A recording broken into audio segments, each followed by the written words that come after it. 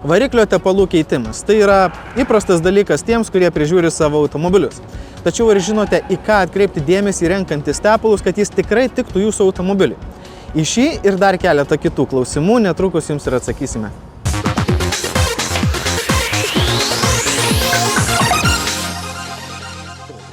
Kada paskutinį kartą keitėte savo automobilio tepalus? Kaip išsirinkti tuos, kurie geriausiai tinka jūsų automobiliui? Ar galima naudoti kitokius, nei rekomenduoja gamintojas? O gal teko susidurti su dilema, ar galite variklį papildyti kitokiu tepalu, nei naudojate šiuo metu? Tai klausimai, kuriuos tikriausiai savo yra uždavęs ne vienas automobilio savininkas. Pradėkime nuo to, ar galima vieną kartą naudoti, pavyzdžiui, 5W30, o kitą 5W40 tepalus. Yra paprastų pavyzdžių. Gamintojai rekomenduoja alyvą šaltuoju metų laiku 530 ir karštuoju metų laiku, kaip yra varikliai aukštos temperatūros, kur jau virs 90 laipsnių iki 100 laipsnių praktiškai darbinė temperatūra. Tai jau tada jau rekomenduojame, kad būtų 40 klampumas. Taigi truputį nukrypti ir keisti tepalus, pavyzdžiui, atsižvelgiant į metų laiką, yra praktika, kurią gali rekomenduoti net patys gamintojai. Taip pat naudoti didesnio klampumo tepalus gamintojas gali rekomenduoti ir dėl natūralaus variklio nusidėvėjimo. Yra ir pavyzdžių, kai gamintojai nurodo, kad skirtingo klampumo tepalus galima naudoti pagal savo poreikius, o kartais tai daryti griežtai nerekomenduojama.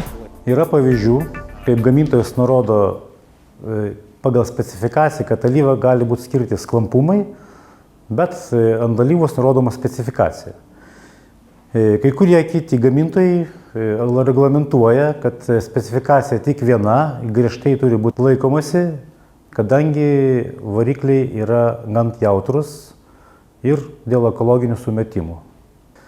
Pavyzdžiui, paėmus, vieniems varikliams naudojam 5W40 arba 5W30, bet jie turi tą pačią vienodą specifikaciją. O varikliai naudojami tik 0,20 yra reikalavimas griežtas ir jokių kitų mes alyvų negalim naudoti. Taigi maišyti tos pačios specifikacijos, bet skirtingo klampumo tepalus galima. Atlikome eksperimentą. Į to paties gamintojo ir tokios pačios specifikacijos 5W30 tepalus įpylėme 5W40 ir skirtumo praktiškai nėra. Tuo metu į tirštus 10W40 įpylus gerokai skystesnių, kitokios specifikacijos 0W20 skirtumas matomas ir tepalai tarpusavyje nesimaišo, todėl tokio kontrasto reikėtų vengti. Visgi, jei teks maišyti tepalus, naudokite to paties gamintojo produkciją, nes pavyzdžiui, vieno gamintojo 5W30 savo specifikacija ir sudėtimi gali stipriai skirtis nuo kito gamintojo produkcijos. Vieni gamintojai laikosi nuo 75 iki 80% naftos bazės, visa kita priedai, kiti laikosi nuo 80% iki 90% naftos bazė, jau po to visi kiti cheminiai priedai, kurie pagerina alyvos savybės.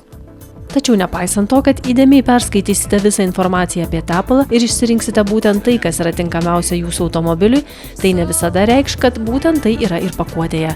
Deja, net ir automobilių variklių tepalai yra padirbinėjami, bet galbūt yra būdų, kaip žinoti, kad įsigijote būtent tai, ko ir tikėjotės. Norėdami nustatyti, ar tai yra padirbinys ar nepadirbinys, mes paėmę taip jau nenustatysim. Bet kadangi norim apsisaugoti nuo padirbinių, tai Hado sugalvojo įdiegti kvapus. Paprastojo alyva yra kvapas karamelės, o jau aukštesnės klasės alyva jau mes turim perfumo kvapą, labai skirtinį.